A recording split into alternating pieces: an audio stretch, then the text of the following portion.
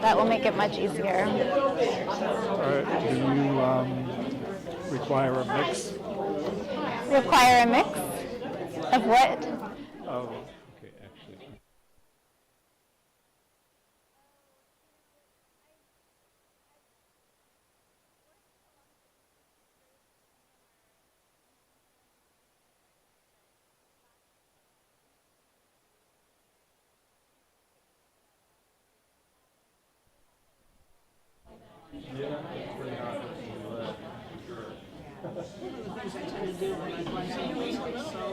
Okay, I've got just the shotgun mic on, not her mic. Okay, so I'll give you some verified sounds coming through.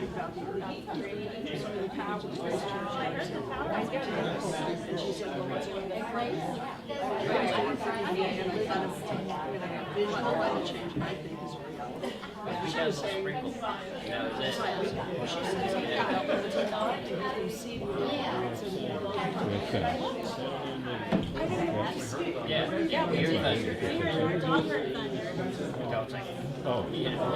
That first thunder hits. I mean, I can turn the sound up if we need to. That's very isolated. Okay. Oh, okay. All right.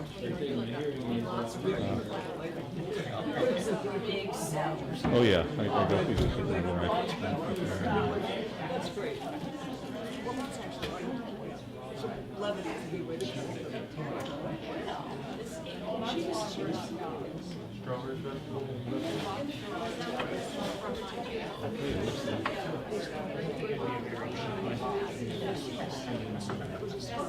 Oh, okay. Katie's excited. Oh, I like that. Okay, we got it. Great. Oh, yeah, my grandma. My grandma? Yeah. So like,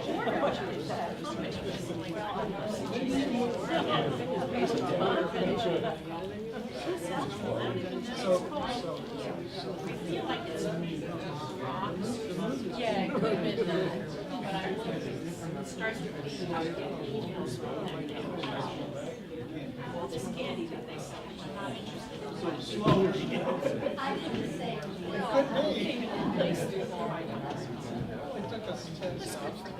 My brother keeps my dad.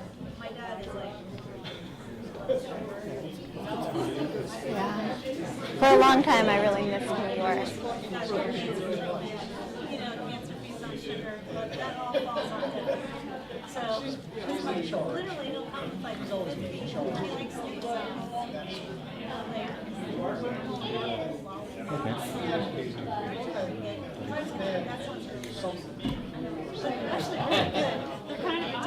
Okay. Actually, this cable proved to be pretty tough. Yeah, but the connection's a little swirly. Yeah.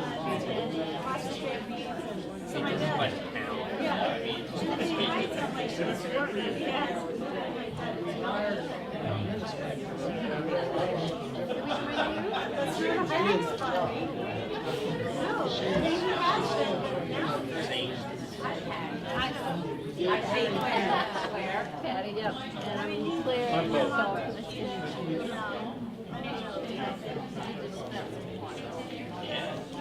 You're like audiovisual everything. Dennis, how are you?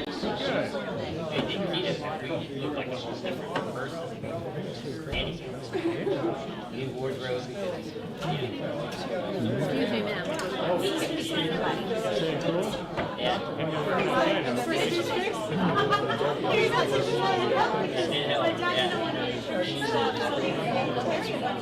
I paid him well.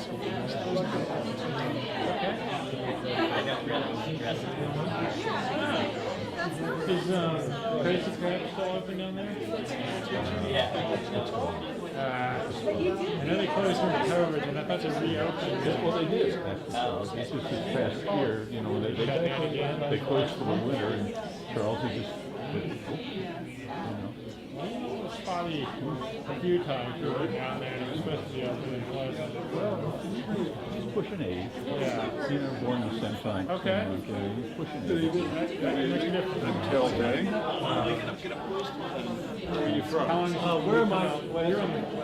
No, I meant in terms of church.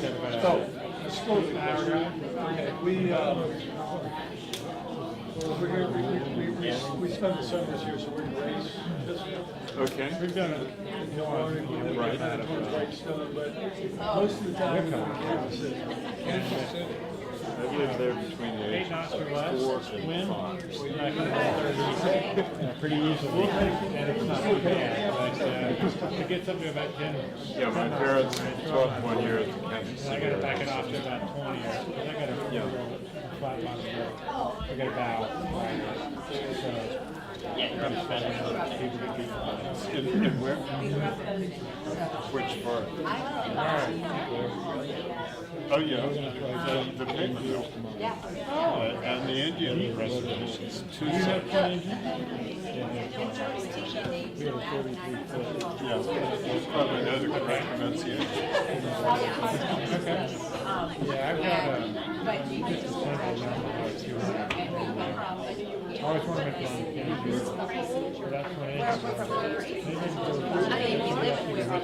Just in case.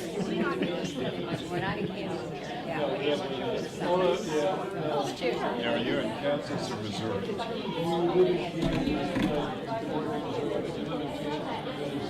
As we call it, White Missouri, show me state, show me the way to Kansas now. I live right within walking distance of It's a Country big, Club big Plaza. metropolitan area. The river comes down, and there's a state line, this is all Missouri, and this is all Kansas.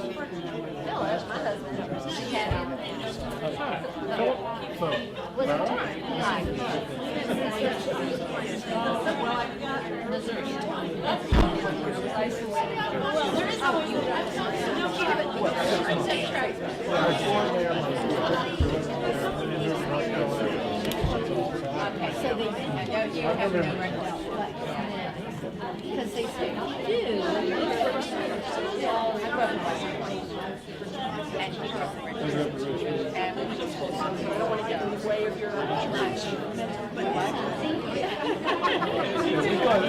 When I asked him,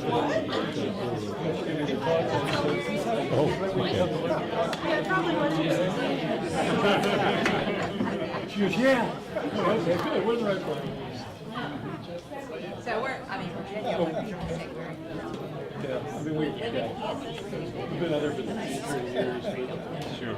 We have family here, and then we bought a place down on, near Whitestone.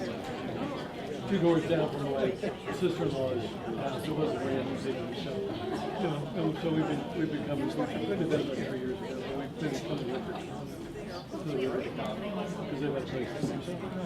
You all from here, or you live church? We are, but we're fairly new to the area as full time. Where did you all full time from? Warrington.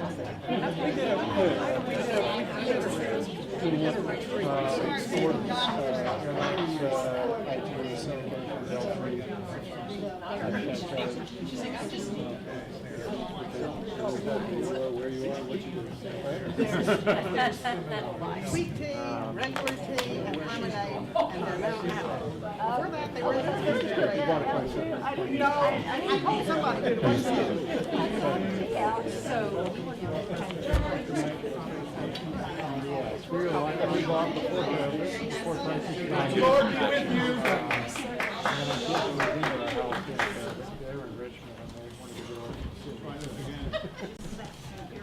Welcome everybody to our presentation tonight, Conversation Across Difficult Divides.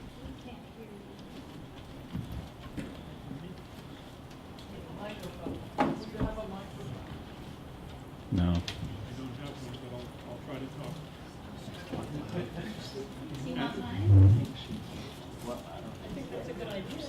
Okay, can you hear me better now?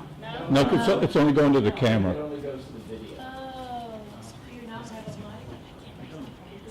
You have no PA system. Let me get some admin announcements out of the way first. Restrooms are down the hall and to the right. We have some refreshments here, water and tea and other things. Lemonade. And I want to thank Sandy, Kirkpatrick, and the Lunch Bunch, I think it was, that put this together, put the hospitality together, and we appreciate it very much. We have our tech guys back there, Dennis and Bob, Dennis Delfino and Bob Rust. And I don't know what they're doing back there, but there's a lot of wires, and it looks like they're on cloud nine working with these things. And I'm glad it's them and not me. I want to welcome Jody Fissler, who is from Braver Angels. I think she's the co-chair of the Eastern Virginia chapter of Braver Angels. And for those of you who don't know, this is a nonprofit organization whose mission is, and maybe I got this right, trying to depolarize things through dialogue. And I think that's basically what they're up to. Before I introduce our speaker, I would like to ask Judy Thomas, deacon from Copel Parish, to lead us in a short prayer. Creator God, we give you thanks for this opportunity to come together. Help us to keep open ears, open hearts, and open minds, that we might hear your word spoken through each person present. Help us to learn skills that we might dialogue with our brothers and sisters who think differently than we do. You call us this week to follow in your way. Help us to prepare for conversations that we will encounter on that journey. We ask this prayer in your name. Amen. Amen. Thank you. I'm actually going to let our speaker introduce herself, but before I do, I'll tell you why. It's because my introduction is really more of a confession. It wasn't my idea to engage our speaker tonight. And back in February, I was bemoaning the fact that what I was my experience was that we have an inability to talk about difficult issues, political issues especially, openly and candidly, and in a way that hopefully comes out positively. And I was bemoaning this, and I got an email from Cal Day with an article by Rachel Wall. And I took one look at that, and I thought, yes, I'm smart enough to know a good idea when I hear one. And so I want to ask you all to help me welcome Rachel here for tonight's presentation.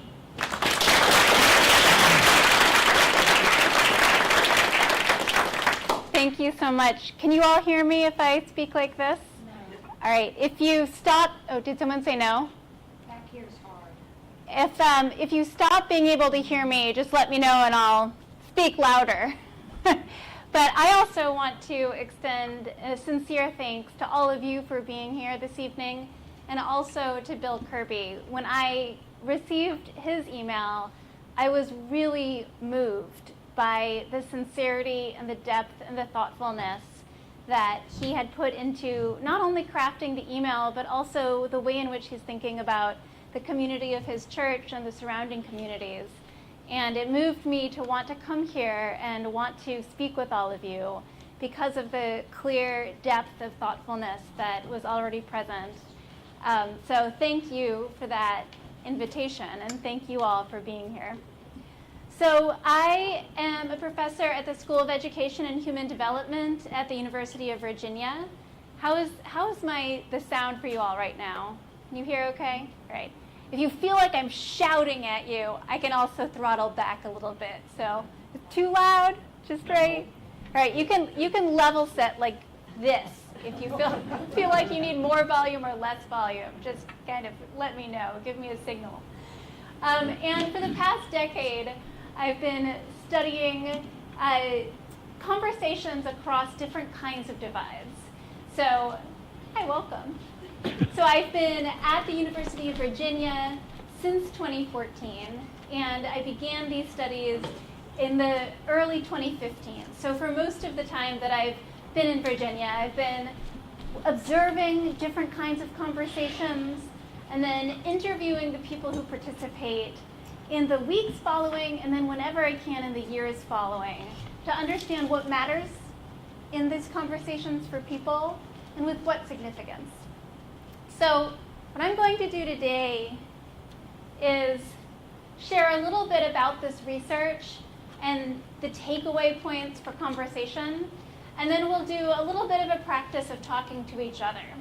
Now, often when I observe these conversations, they're intentionally bringing together people who already know they're going to disagree, such as Braver Angels does, intentionally bringing together people with different political beliefs. So clearly that's not the design tonight, but nonetheless it's a way to practice having conversations about divides, and perhaps will also be a conversation at different moments across divides, depending on the topics that happen to come up. So there's a lot of argument in our country, not only about the questions about how to live and how to be a society, but also about whether and how we should interact with people across those divides. And what I really wanted to understand is what actually happens when people try. What is helpful, what is not as helpful, and why? And so I've been doing studies on college campuses, between police and community members, as well as in Charlottesville, Virginia, following the Unite the Right rally. And I'm going to focus today on the college campuses because I think that even though college students are a particular kind of person because they're young and they're in this kind of strange environment of a university, they're more, I think, like everyday people interacting with each other than some of these other situations. So I observed many of these sessions over years, and as I said, conducted interviews with these students in the weeks following and the years following their dialogue. I also teach classes on political dialogue at the University of Virginia and have recently created a year-long dialogue program where we do intentionally bring together students who are politically and ideologically diverse for conversations that happen every 3 weeks for the academic year. And this past year was our pilot year, and we had 300 students participate, sign up within the first few weeks of announcing it. So I think there is a hunger for this kind of work and not a lot of opportunities for it. So that was the preamble. Now I'm going to cut right to what I found. So what I found when I interviewed people after they had these conversations is that very few people change their minds about the political issues. But a lot of people, in fact, almost everyone, changes the way they feel about the people on the other side of those issues. And this came again and again and again when I interviewed people in the weeks following, and then years later, that was what remained the case. That they shifted pretty dramatically in their understanding and their feelings toward the people they disagreed with. And this happened in a couple of different ways. One is personalization, and this is basically a combination of humanizing someone and individualizing them. So it's partly just feeling what we all know abstractly, but we often don't viscerally feel, just the humanness of someone. But it's also seeing that they're this particular human, that it turns out that this guy who you thought was going to be either very bad or very crazy or very stupid is actually quite clever and has a great sense of humor. right? And tells stories similar to yours. So that was the most baseline level of shift that I saw from almost every student I interviewed. The second, which was also nearly ubiquitous in the interviews, was a recognition that the other side, these other people, mean well. Now, it wasn't some kind of brainwashing machine where you just walk away thinking everyone on the other side means well, because, you know, every now and then you meet someone and you don't think their motivations are good. But most of the time, students walked away with the recognition that the people they spoke with actually have good intentions. Now, these two things were almost ubiquitous when I interviewed students after their conversations in terms of how they shifted in their feelings about the other side. The third was harder, was less common, but was the most robust. And that was recognition not only that this is a person, not only do they have good intentions, but that there is some validity to the ethics they draw on, even though you haven't been persuaded to adopt it as your own. And that was harder. It was more rare, but it did happen. And when it happened, often it was because they did not only find their areas of common ground, although that is important, but they also came to understand how and why they disagreed. And you could see why this might be important. If you know somebody votes differently than you or has a different stance than you have, and you figure out that you share some common ground, some basic values in common, that's really good because it makes us less likely to fear others as existential enemies we want to kick out of our country in any possible way. So it's good.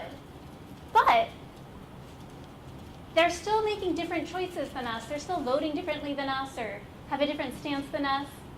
So it makes us seem like, well, if they share our values, but they're making different choices, maybe they're just not very smart.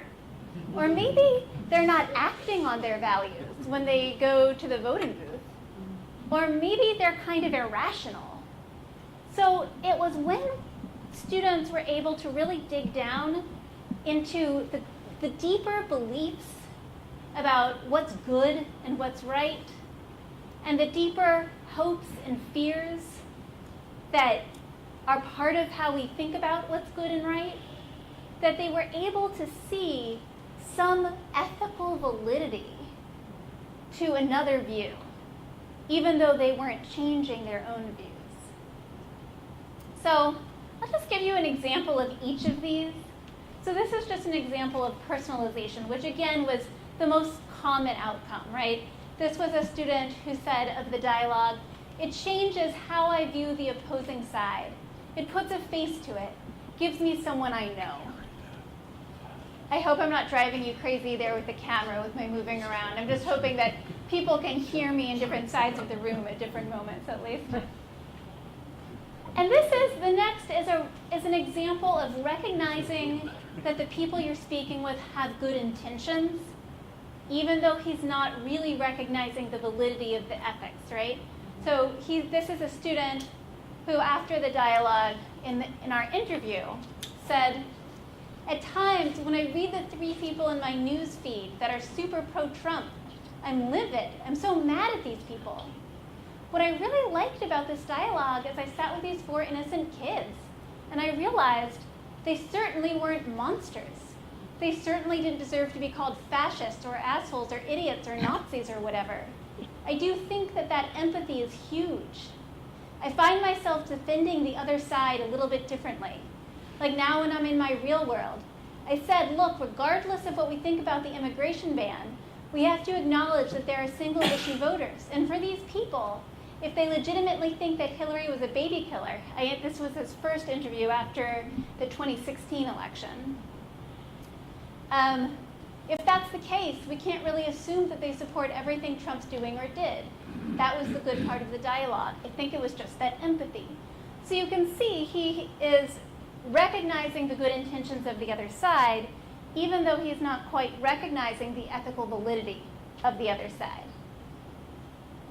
Now, an example of being able to recognize that there are some valid ethics on the other side, even though you're not adopting them for yourself, is this student who I interviewed. And he says, I asked him who he learned the most from at the dialogue he attended. And he said, probably the girl I mentioned, who responded with the reasons why she voted for Clinton and why she was with the party she was with. I learned a lot from her. I'm a little ashamed to realize that my presuppositions were that liberals are supporting their ideas from a position of hate or social control. Obviously, I'm sure there's people at all levels who maybe do think that way. But on the ground, I would imagine there's more people than I expected who are thinking positively and really have high ideals and aspirations. Right? So he's able to recognize the validity of the other side, even though he's not changing his own views. Now, when I followed up with these students 3 years later, I wanted to know what had stayed with them, and did it matter, and if so, how? And I saw two things.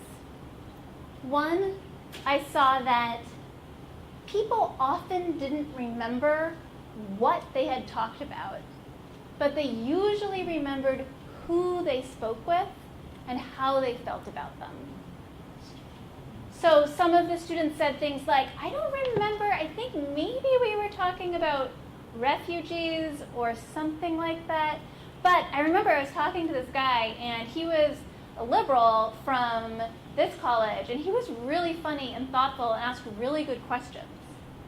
So people remembered the feeling of surprise and relief that they liked and felt respected by the people they were talking with.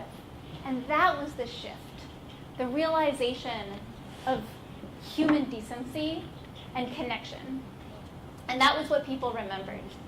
The second thing I saw was that learning continued after the dialogue ended, depending on what happened next in students' lives. So a conversation in itself isn't going to shift what people think of political issues. But it can plant seeds of self-reflection that then students go on to continue to ask themselves about in the rest of their lives, and sometimes end up having powerful life experiences that then change their views. And then the dialogue in retrospect was a first moment in which they had opened up these questions that they then came back to because of a powerful life experience. So the dialogue, essentially, the conversations that we have with people can plant seeds. And as you'll see in a moment, when people feel like they're being asked questions out of curiosity and respect, they allow themselves to drop their defenses and ask themselves the question. They're unlikely to have a different answer that day, but they may keep asking themselves that question and have a different answer a year later, depending on what happens next in their life. It plants a seed of asking themselves a question. The other thing that I saw, relatedly, is that some students deepened in their learning over time as they continued to think about the conversation. So for example, this was the student who, a moment ago, said, well, I sat with these kids, I realized they're not evil, essentially.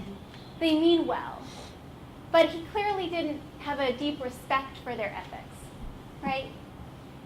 When I interviewed him 3 years later, he essentially says, I realized that if I was walking in with their core beliefs, I would make the same choice they made.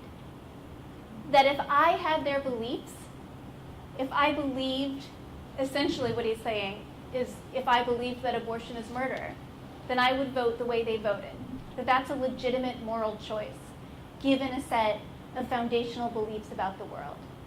And he told me he'd continue to think about that. He had, over the years, continued to think about this conversation at various moments, and had shifted from thinking, well, they're nice people, they're well-intentioned, but not the best choice, to thinking, actually, given that principal belief, their choice is coherent, right? I can respect it. So sometimes the learning deepens over time as people continue to reflect. Now, people always want to know, do people ever change their minds?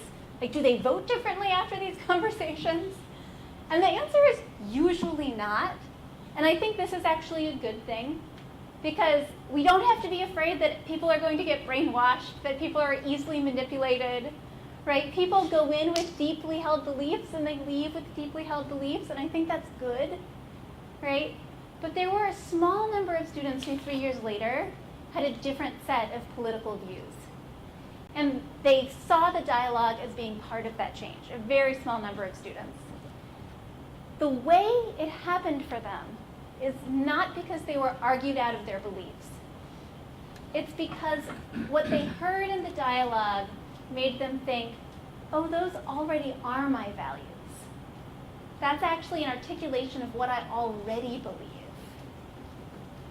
And this is actually the way reasoning really works, according to some philosophers, such as the Catholic philosopher Charles Taylor. He says, the task of reasoning is not to disprove some radically opposed first premise. Like, we're not trying to convince someone that killing people is no problem, but rather to show how any policy is unconscionable on premises which both sides already accept and cannot help but accept. So the idea is that when we're persuading someone, we're not trying to convince them that they're wrong.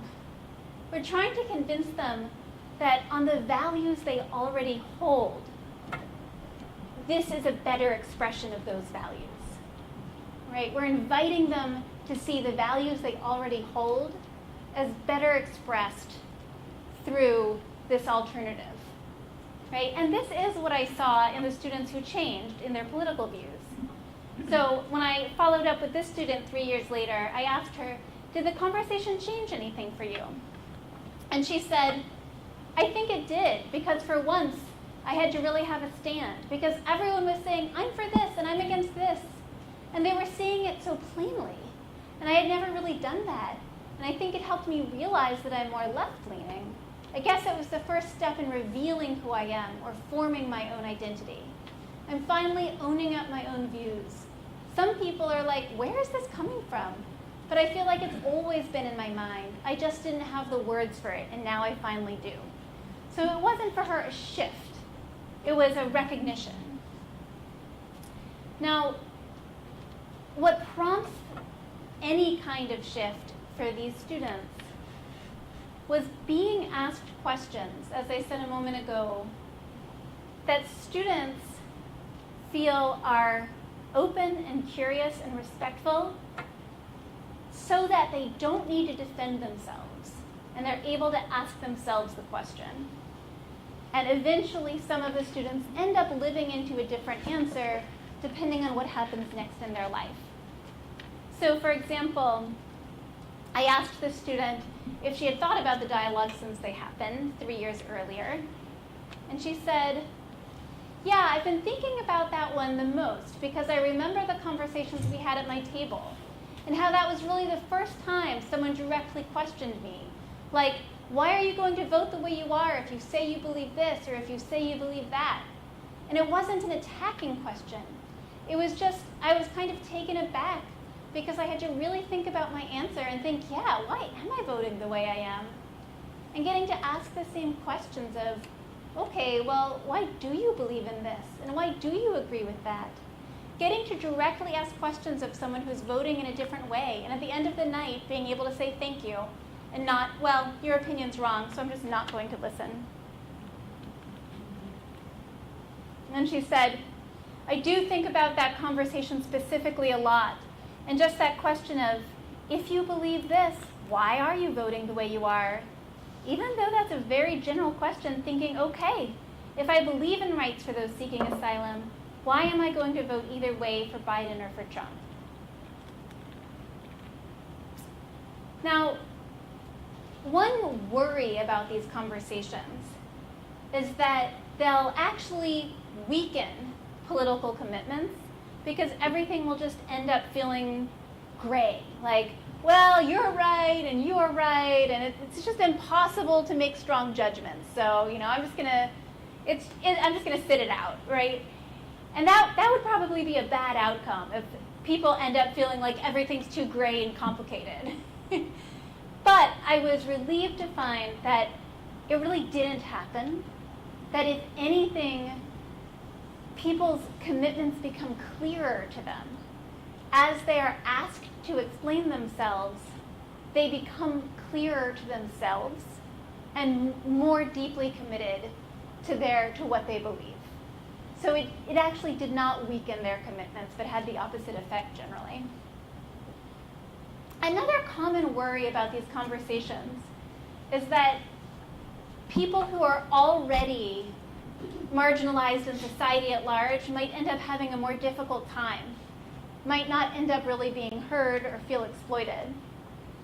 And there was no overall group of people that you could easily predict by something like race or religion or ethnicity that clearly had a more difficult experience, with the exception of students for whom there was a specific right or set of rights in jeopardy.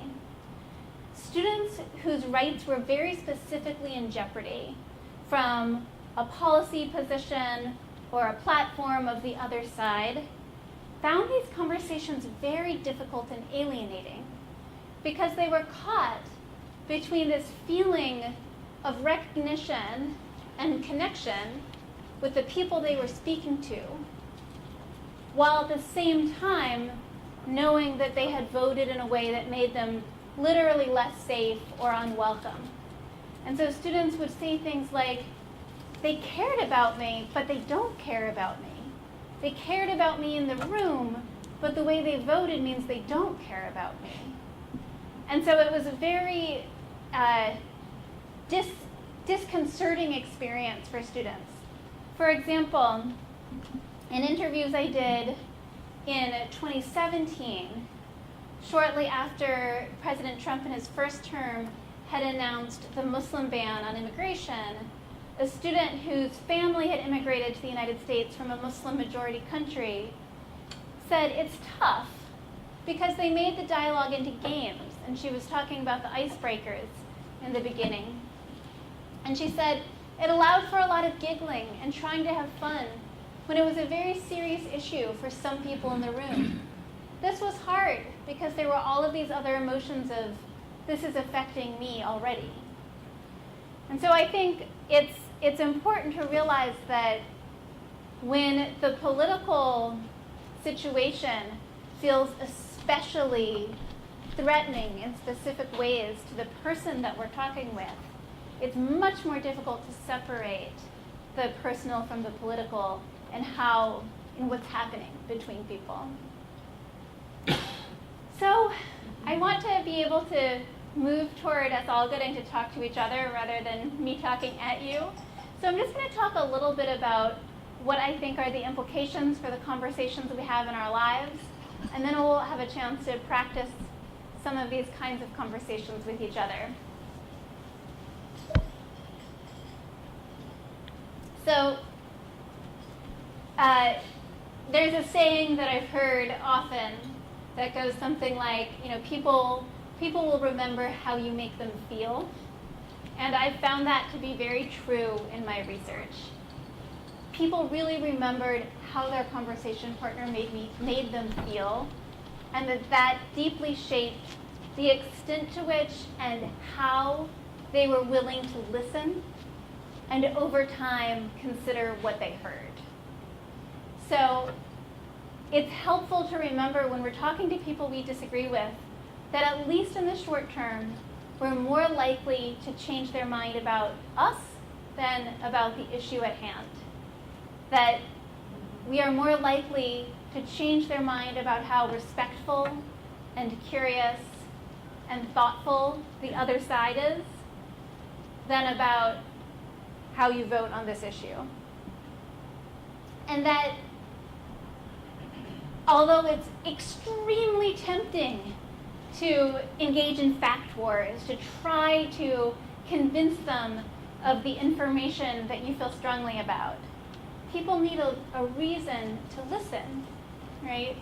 And the reason that they will listen, typically, is because they're listened to first. And so it takes a lot of listening to somebody in order for them to eventually be willing to listen in return. And there's a lot of reciprocal listening that ends up happening when people are able to do it first.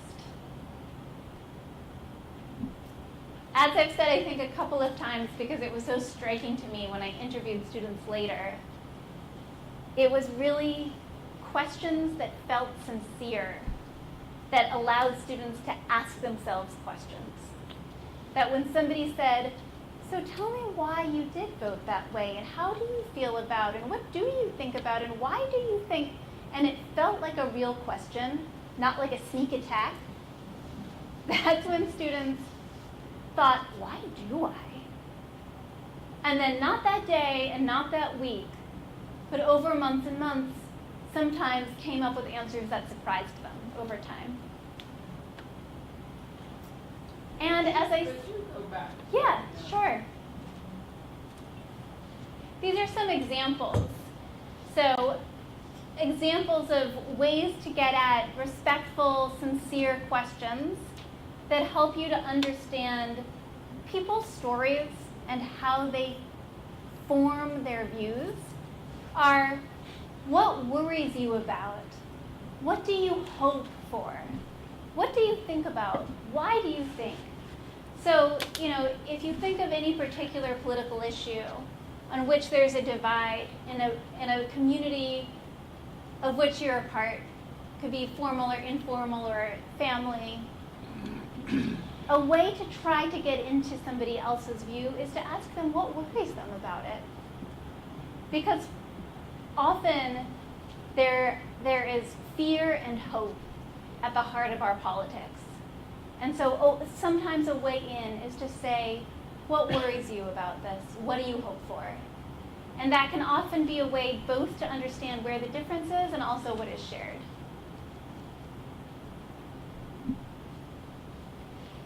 Question? Yeah. Would you call those empathetic prompts? Yeah, I think that's a great To word. start a conversation. That's a great description. Yeah, absolutely. Absolutely. And it also invites us into what I think are often the real reasons for our views. Often when people enter into a conversation about politics, they feel like they need to present themselves as having all the facts and present their view as the most impenetrably rational. And so nobody can admit to any kind of uncertainty. But that's not really how our views form, right? It invites more depth into how our views actually form, which is this combination of life experiences and our parents' and our grandparents' stories, and how those have formed what we hope for and what we fear and what we think is good and what threatens that good. And in inviting those stories can do more, I think, for understanding the validity of the way other people are participating in our democracy.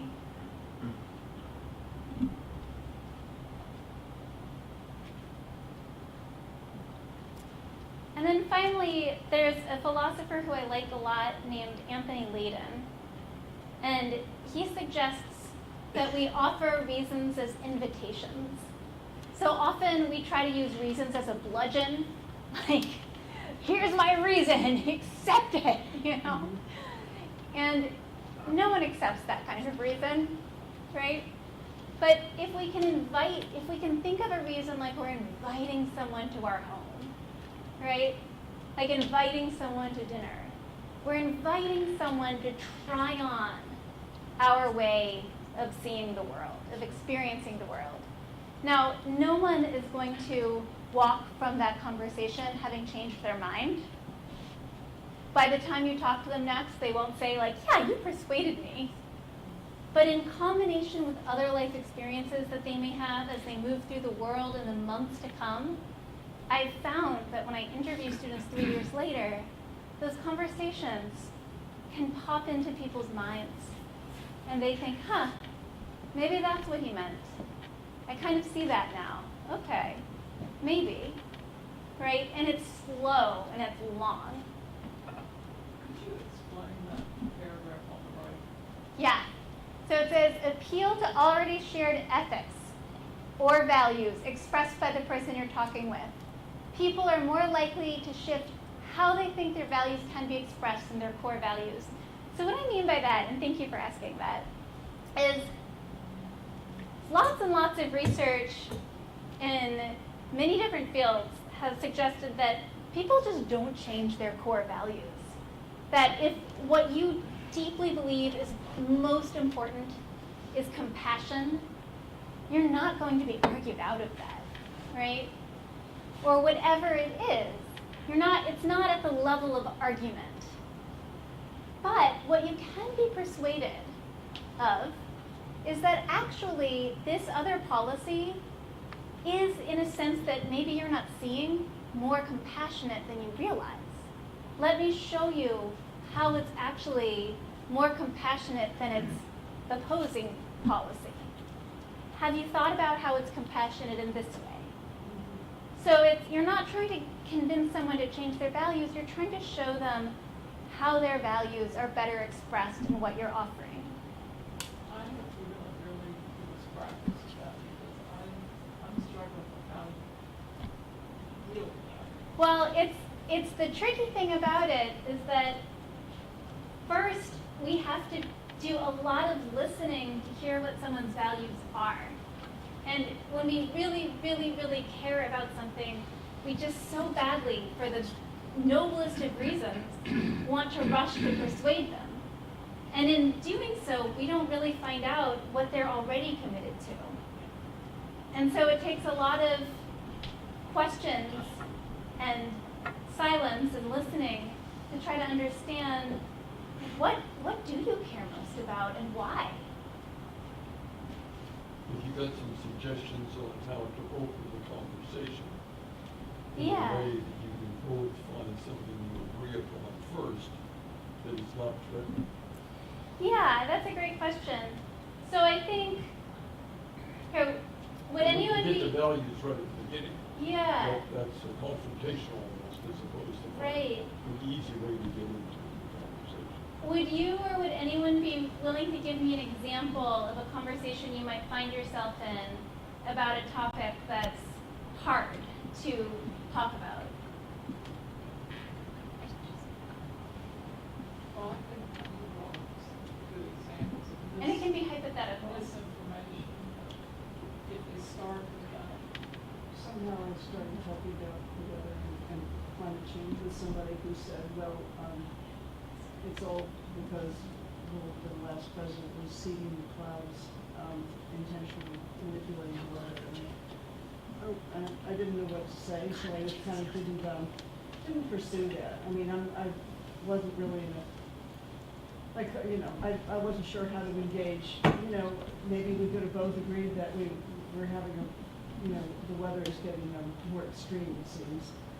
But sometimes I hear things, I feel like all of these divergent opinions, I mean, it seems like there's separate realities based on, and algorithms and all the internet stuff and where people get their information.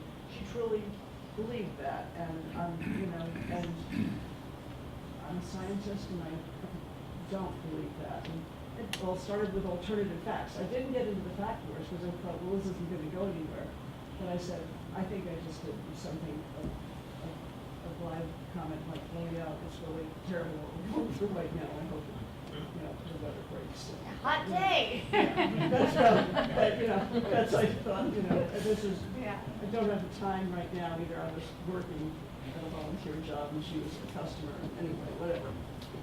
Excuse me, could you please recap that Sure. for us over here? Thank you. So she was giving the example of speaking with someone who believed that the reason the climate seems to be more volatile is because President Biden was seeding the clouds, doing something to the clouds. And how do you respond to that in a way that doesn't get into fact wars? So I think it depends on how much time you have and what your relationship with her is. I don't think we have to do this work in every interaction. And I think We never finish our shopping. and I think it is fine to say, yeah, it's really hot. Yeah. You know, I think that's fine. I think keeping the peace is also a good aim. I think if it was somebody with whom you had the time to enter into something deeper and or somebody you care about, so maybe a family member or a neighbor with whom there might be extended conversations, what I think about in that kind of thing when we're talking about deep distrust of mainstream institutions, including scientific ones, is what is the deeper story of their alienation such that it makes visceral sense to them that everyone, that the central institutions of society are lying to them. And so what I would try to understand, if I were in a relationship in which it felt worthwhile, is to understand why do you feel so alienated? That distrust at that level feels like it makes sense, right? And so I might ask something like,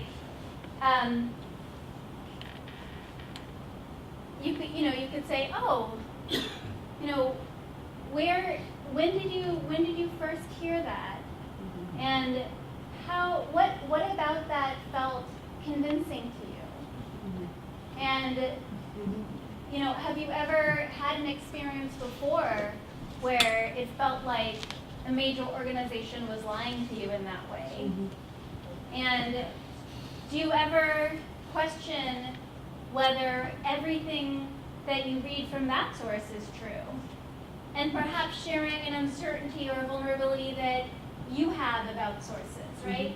Because as long as we're attacking their sources and insisting on the superiority of our sources, they're just going, it's a no, but so, you could say something like, after you try to get a sense of, like,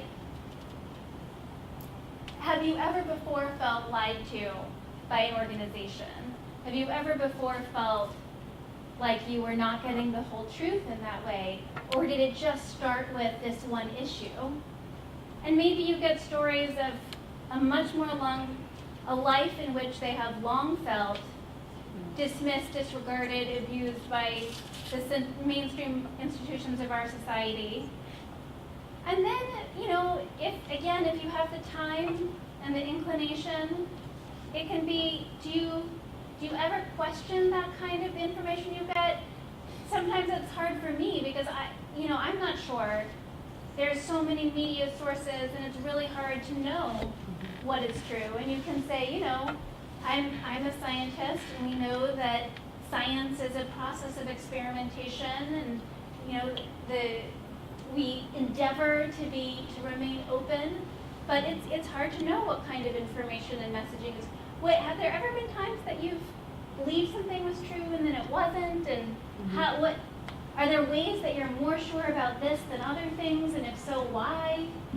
And she won't walk out that day realizing that that's a conspiracy theory, but maybe as she goes through her days and the months ahead, she'll think, am I sure about this thing? Why? What makes me so sure?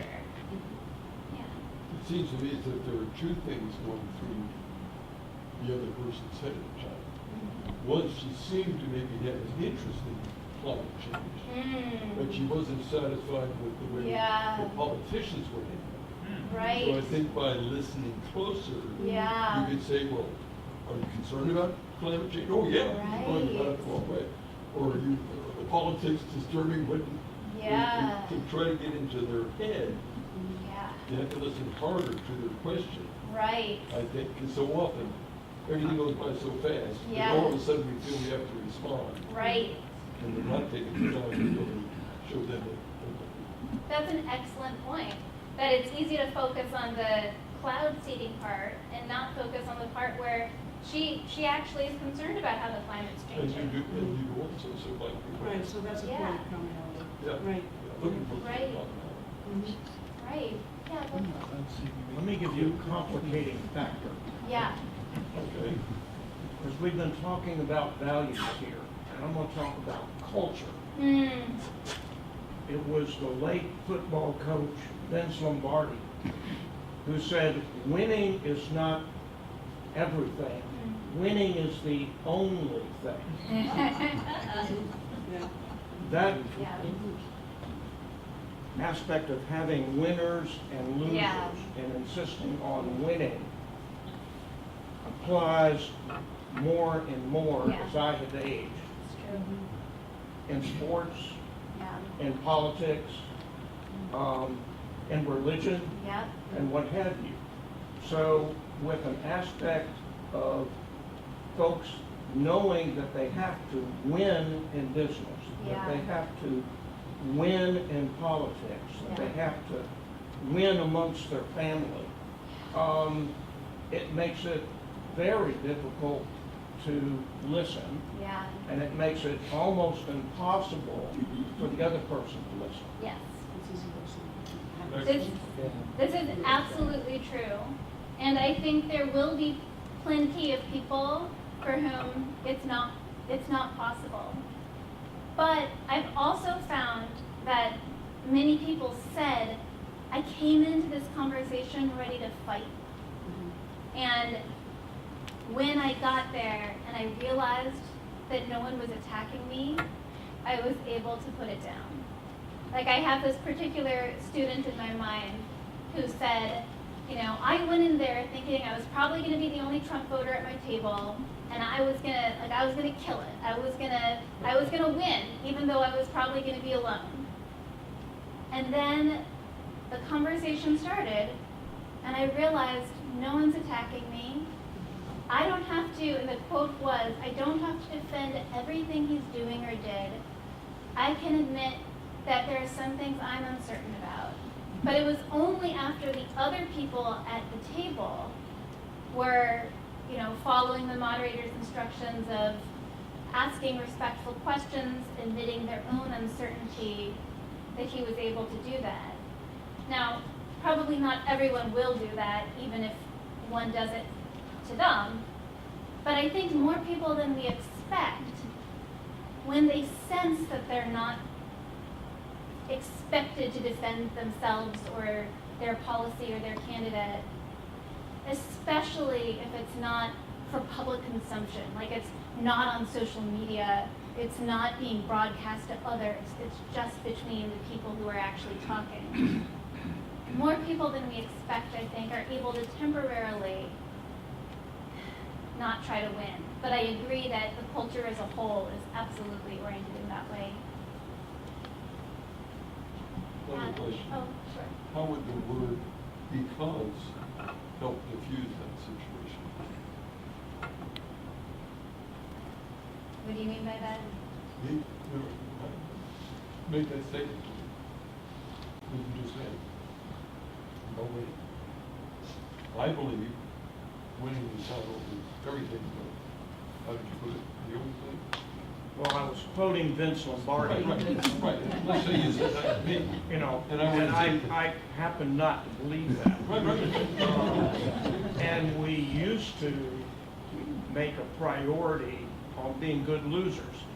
Yeah. Yes. But now I don't see that same emphasis. You've got to win at all costs. And if you're a loser, that's it. So, you know, listening respectfully is a good thing.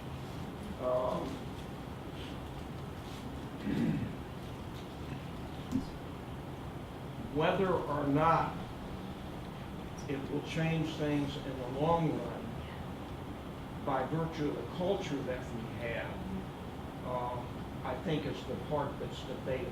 I agree. I think the difficulty of person-to-person work is it's really hard to scale, but we can only do what we can. Okay. My point was insane because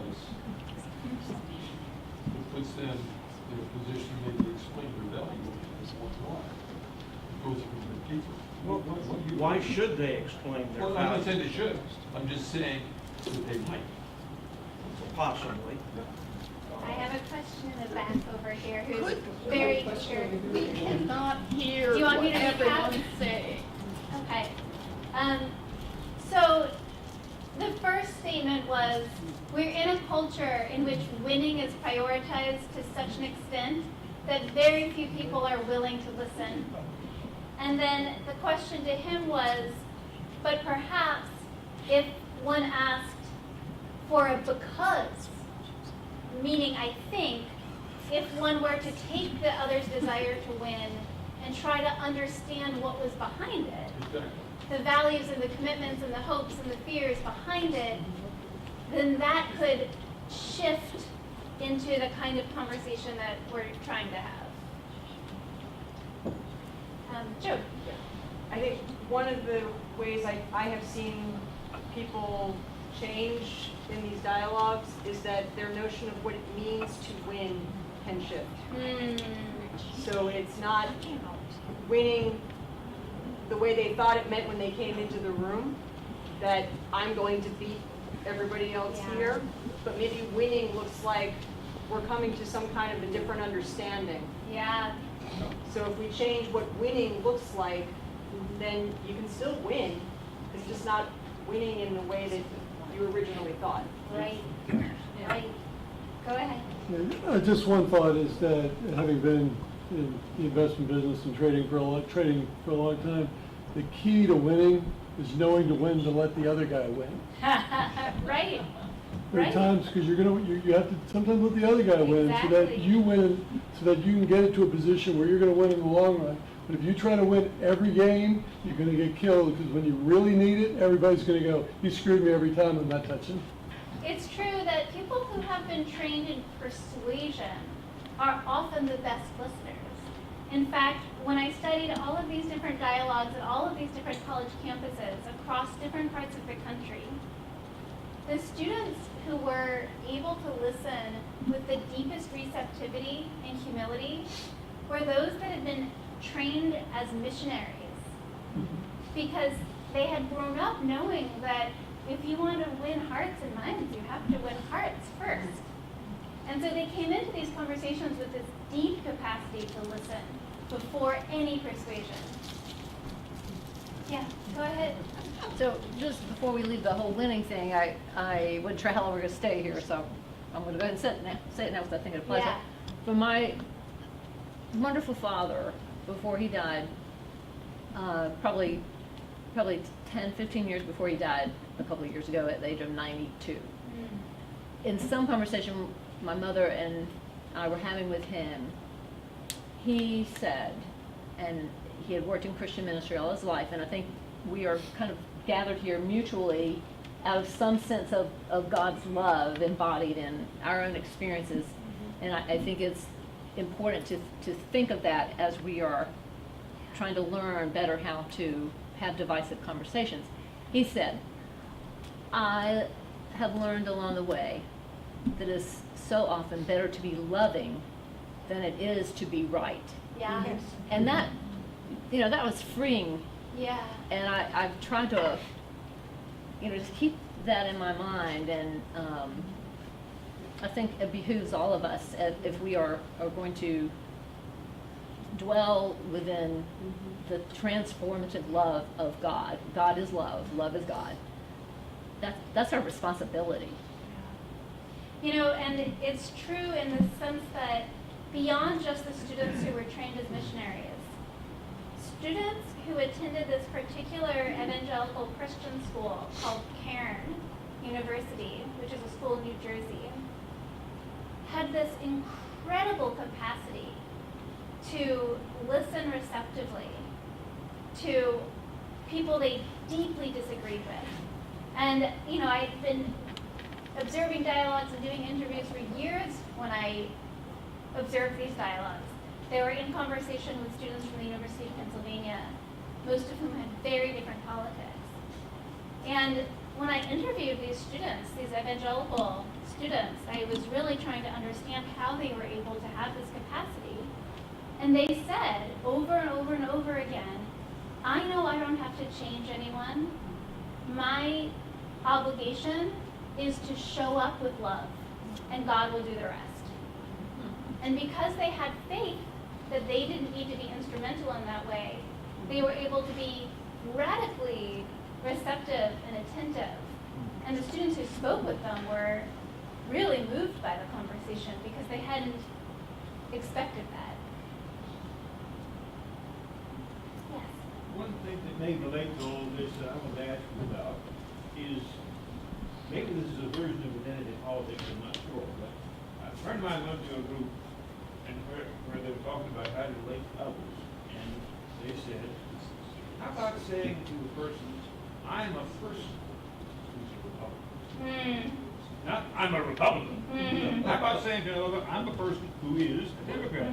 Not, I'm a Democrat. Yeah. And I think part of the right, wrong, all got to be done stuff is we get locked into the only identity I have, or some people feel they have, is their political orientation. And that's not who we are. Absolutely. At several of the dialogue events that I observed, everyone did an exercise where they first had to write all of the different ways that they could be described. And so people wrote things like sister, mother, baker, dancer, Catholic, and then they would share that list with each other before the political conversation as a way to try to offset that. Another thing that's generally described, however, is the difference in tone. Yes. That can make it very big. Yeah. Really? Tell me some more. Dave Gale was saying, who just happens to be a Republican. Who just happens to be a Right. Did you also have your hand up? No, I was trying to get your attention. Oh, you were helping out. Okay. Were there any other hands? I think this is a really wonderful conversation. We could try having, I have a couple of discussion prompts here. And these are some questions that we can start talking about at the tables. And as I said, these are mainly questions about divides, because I'm aware that we haven't been brought together in ideologically diverse table groups to talk across divides. But it may be that in talking about divides, there's also an opportunity to use some of these strategies to talk across them, depending on who's at your table and what issues come up. So it may be a little bit of both. But the first question is, have you had any recent experiences speaking with someone who disagrees with you on an important issue? If so, what happened? What do you think helped it to go well if it did? And what about it made it challenging if it was? And so you can just take a few moments to open up this question within your tables. And anyone who wants to speak first can jump in and do that. So again, have you had any recent experiences talking to someone who disagrees with you on something important? What happened? What helped it to go well, or what made it hard? Oh, by the way, don't leave with I'm a fascist.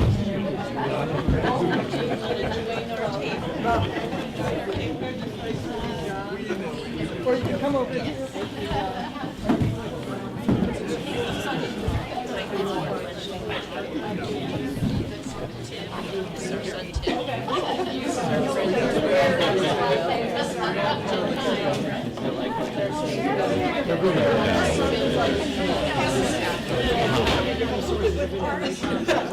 Every day? I'm not sure that I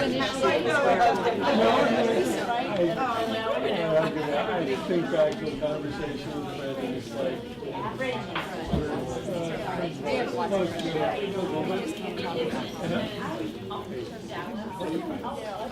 but the question was, back when we were always got to start drilling this kid a little bit. Okay, that's fine, but you realize that using the last administration period and the year before that, our numbers, we're doing more. Have you had any It's recent like, conversations? well, if you have, so you're how are you going to do that? Oh, well, the numbers that are showing we're drilling more than we were before, they're made up. Have you had Who are they any made up by? Because the people that did those numbers are the same people doing these. Oh, they're making it up. If so, They're just telling you what you don't want to hear. And they're telling you what you want to hear. Okay. At what what helped point? the conversation? What might you do that? Have you got any suggestions? My experience is my target here is our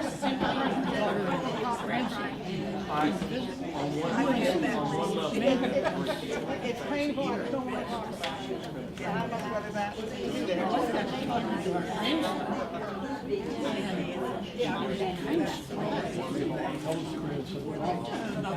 Okay, good. Okay, no, I didn't know where we were going. No, we're not teenagers. Okay, good. I wanted to see the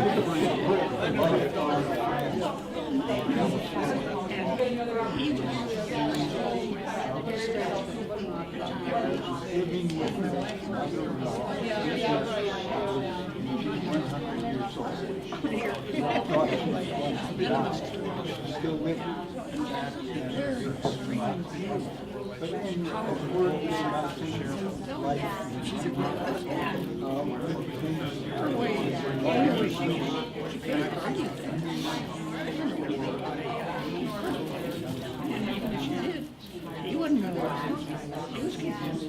So the only way she could handle it was to bang him. You know, but you were really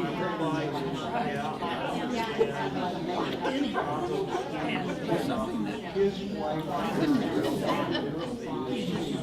Love the way you put that. I think that will echo. So personal to say, I think we're teaching a lot of different people. And what I'm talking about tonight is one person. Language device. But I don't think that's actually enough. I do think there are people who have to say speak with courage for the sake of principle, either to protect somebody else's love or to protect principle we hold. And I think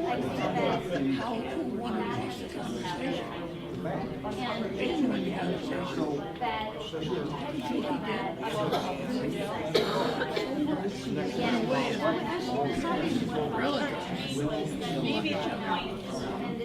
and and I do think language has so many different uses that are worthwhile. But I guess I'm curious about,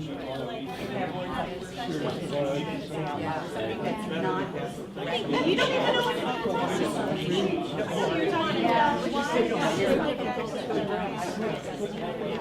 Good question. You came out of it, you said belief systems and It strikes me that their classes, everybody that was in the classes was at least in any science engagement. Yeah. One of the problems I said had. that something Yeah. it's very hard. No, so I was coming at it.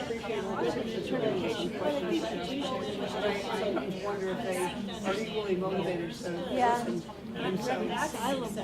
Or maybe just by engaging, by being the first one. Every time somebody makes a I had a conversation today with my has a different approach, it changes the dance. I think that's it. I think that's exactly it, that they may not be as motivated, but people do tend to mirror their comments.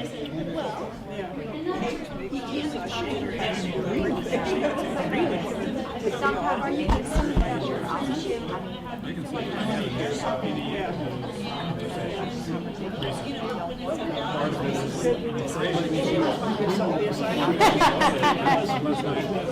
But I really appreciate what you're trying to do. I can't go to. I mean, because they're big. Well, is all the evidence now, are there any universities? And I had my wife and said, I don't know.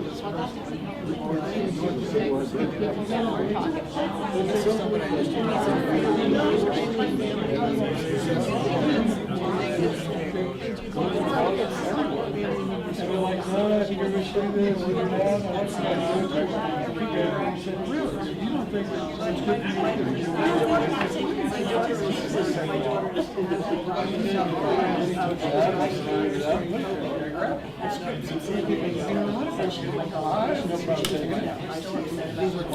You do have a universal truth, Michelle. Let's steal from them.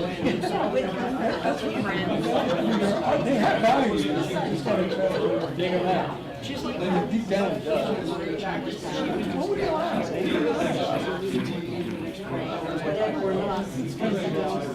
One thing we have to try to find. I'm just trying to let you know what the next question is. You're welcome to continue the conversation you're having, but when you're ready to move on. So you're welcome to continue. I don't want it to be a hard stop. But when you're ready to move on, the next question is, if you think about any particular community that you're part of, it could be a church community, since we're here as part of this church community. It could also be your neighborhood or your family or some other community. Is there something in particular that is dividing it right now? And if so, what is it that's dividing it?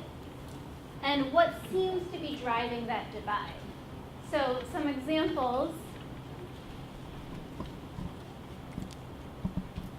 are, is it perceptions of what's true? Life experiences, hopes and fears, values. What seems to be driving the divide? So is there a particular divide that's clear to you? And what is driving it? Now please feel free to finish the conversation you were just having. I know I cut everyone off. And then when you're ready, this is the next question to move on to.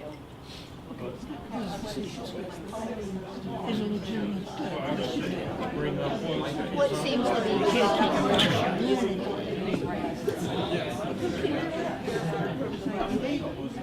People tell us. Entirely different universe.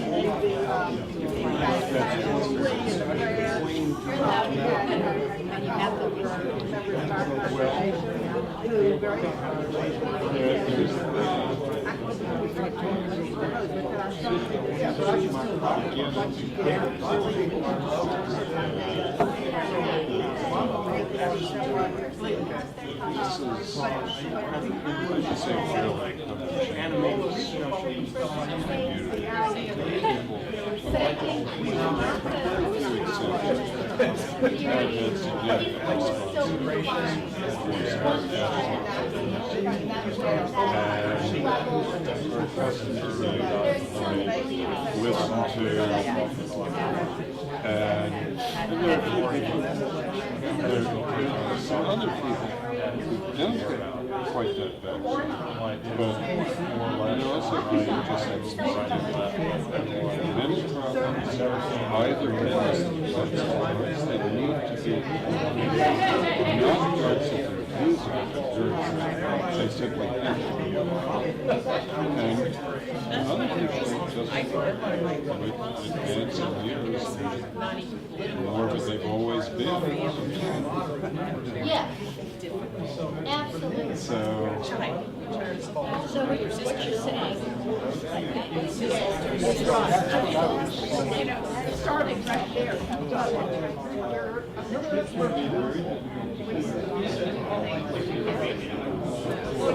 so here's the difficult thing for me, political,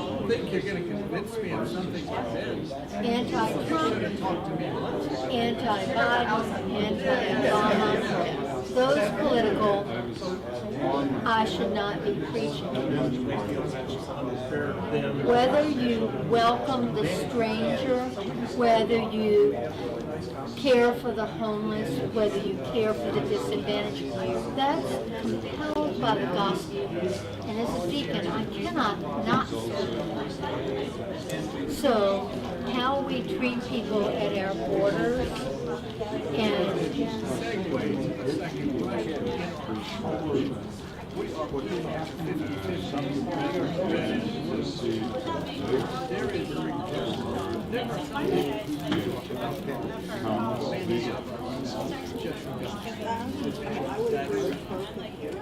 unfortunately, I did say that. Text is really I'm sorry. And I said, they're not these two years. was not counted. Say you are manifesting issues that are within their, This contract, contracts that were not caught before the I contract. mean, I have some suspicions, but they're nice. So I want to ask her, you know. I want to give her the positive. I want to give her an opportunity to tell me her More, perspective. and I think it's one of the concerns of Paranoid or whatever. But, is that there's just right a off lot the top, yeah. Well, I mean, it's for educators, but, you know, just, what are your drivers for this? Maybe about it. Yeah, I mean, I wouldn't really ask her that question. Bucking her up and saying we support her. I didn't think that was artisans. I mean, there was a lot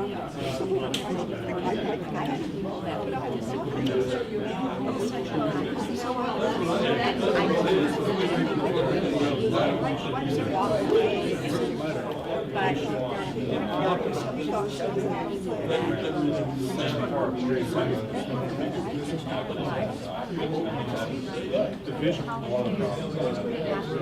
Like their way.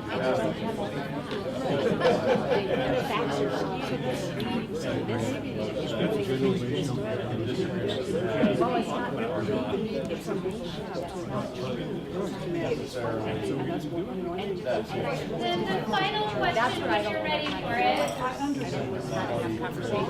And again, you're welcome to continue the conversation you're having. But the final question is, Remember, was it what might be some ways of bridging these divides? So, what are current obstacles? And how might these obstacles be surmounted? So what might be some ways of bridging the divides that you are discussing at your tables? What are the obstacles to doing that? And what are some different ways of approaching those obstacles? So this is the last question.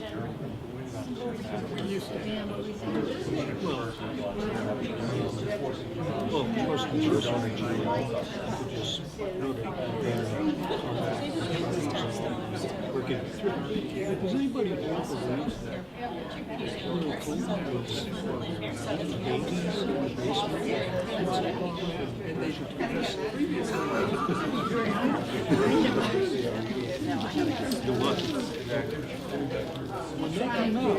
you know, I practiced they were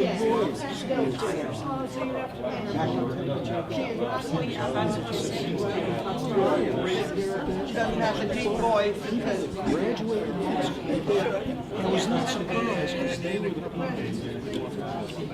They were always in the parks. Extremely appropriate for her, or even for us, it might not be appropriate, but it might come across. Well, this information, it's just because, when we were growing up, Well, and there was lots of contact. So you do have an audience when you're preaching. People are sitting in the pew. Well, they may cut you off, but indeed,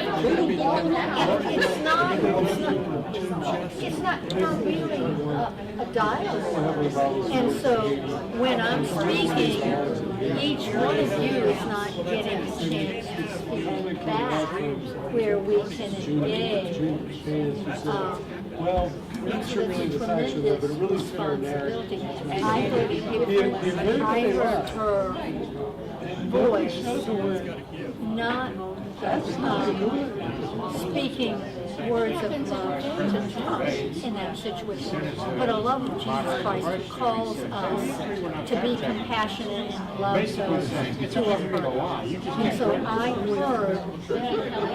I heard that from her, that it's my faith in Jesus Christ that says, please, Mr. President, follow God, be open to loving those who are afraid, those who are hurt. And that's what I heard, and I've listened to it a number of times.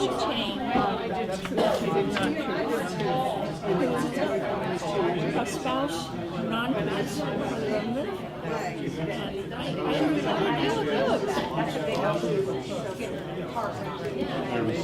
what's the bridge?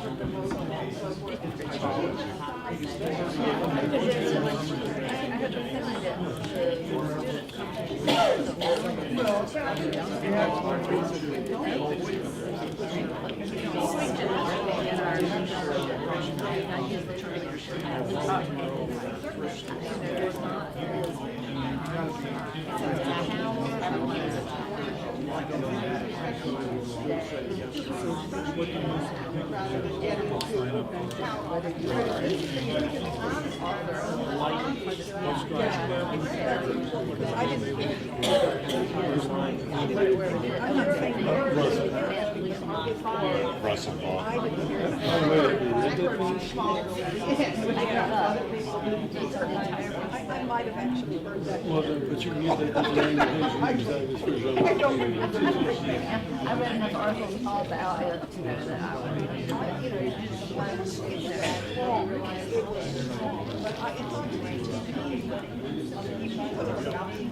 Because the one who goes to church and goes there, so I have to go.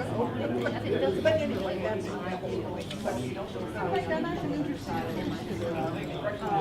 where does strength, you don't want to be wimpy, you know, that kind of thing. Why is that so see? I mean, you can, obviously she got sacked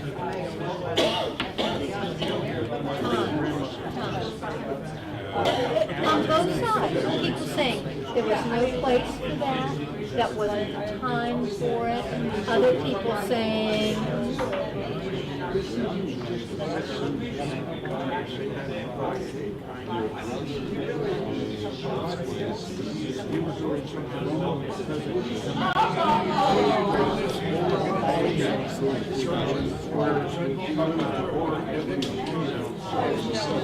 and she spoke representing the Episcopal Church, the Episcopal Church. And Jesus was. I thought she was what I heard. Listen to it. Because you can get home. Because if you Jesus was really loud to the authorities against the treatment. And so I'm going to call us back together. That I know the I'm sure next it's going to be this great conversation, but I hate doing this. when one person But going to asks 5 questions call us back. and doesn't allow a voice for everybody else. So I'm well aware of that. I stopped listening to whatever you Have a got good evening. to offer, thinking, really, one of us felt the need to have So, in our last few minutes together, I promised Bill that I would have everyone out of here by 8:30. So I'm gonna call us back together, but I hope that these conversations continue. Oh, because when you're saying I would just love to hear what, if anything, you heard at your table that was especially provocative or meaningful or surprising or might stay with you. What surfaced at your tables about any of these topics? A question or a reflection or a problem, anything at all. Yeah, go ahead. There was, I didn't hear it, but apparently this Pope Bishop made a presentation and it went nationwide. The prayer, the inauguration prayer. And Bishop Buddy would talk. And the people that did hear it, 5 people here, heard different things. Oh, wow. And heard different tones of voice, anger or not anger, Wow. compassion, not Appropriate, compassion. Yeah. Right. All from the exact same presentation. And we were able to verbalize what we thought and listen to each other. I Wow. thought pretty well. Yeah. Did everyone hear that? No. So they were talking about the Episcopal bishop Bishop at the National Cathedral. at the National Cathedral who issued a prayer on Inauguration Day that was broadcast nationally. And of the 5 people at their table who heard the prayer, all 5 of them had very different interpretations of its intention and meaning. And they were each able to articulate those to each other and understand how and why they might be responding to that prayer differently. And I think the takeaway in a way for us is that, maybe we should look at the text of it, because we were all clearly very much influenced by the tone of voice in which it was given. Wow. So she was saying it might be helpful if they wanted to continue this to study the text together because they felt very reactive to the tone of voice. Anyone else? Yeah, go ahead. I think the main thing to come out of our discussions is that in our time, as it has evolved since 2016, there isn't a way to avoid the fact that there is so much misinformation. Yeah. And that's no longer something that one can step beyond. Yeah. But it's rather something that we need to find ways to deal with. Right. I agree. And I think, I was talking at this table about how speech has so many different purposes. And I do think there's a time and place for confrontation. It's a different purpose than these conversations. The conversation at this table, do you mind if I share what you shared? Because I thought it was so well said, and it's going to stay with me. She said something along the lines of, there are moments where if I don't say anything, either way it won't change the person, but it will change me to have not spoken up. And I was really moved by that, and I absolutely think that there are moments in which our integrity is on the line, in which we're called upon to say something, not because we think it will be persuasive, but because we think that in that moment, our commitment to a person we care about or a value we care about needs to take precedence. And I think that may not be an act that you commit with the intention to bridge. It may move the other person because of the integrity with which we say it. I also think this issue of distrust of scientific institutions and mainstream media and so forth is a very complicated problem that has to do with many different forms of alienation from education and science and the kinds of organizations that some people spend their whole lives in and some people feel completely shut out of. And it will be very difficult, I think, to solve through traditional means like information campaigns. And I do think that listening to how and why people feel so distanced from these sources of information is an important part of solving them. But won't in itself be a necessary but insufficient condition for solving that very complicated problem. Anyone else wanted to say anything? You hit on an important word I thought, and that is comedy. And basically what I heard you say was the longer you listen and try not to persuade, the more empathetic we will appear, and it can calm down the environment in a way that maybe the conversation will take a minute. That's what I really. Absolutely. I think people come into political conversations expecting to fight, and it takes quite a bit of listening to change their mind on how they need to show up in the conversation. I appreciate what you said about not getting into fact wars, because that's what so many conversations, and they just go back and forth, and it just ratchets it up, and it doesn't go anywhere. So just that alone, you know. It's difficult. It's difficult. When you know you're right.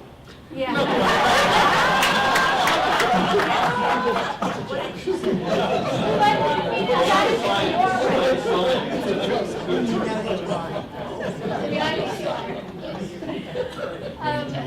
Yes, closing comments.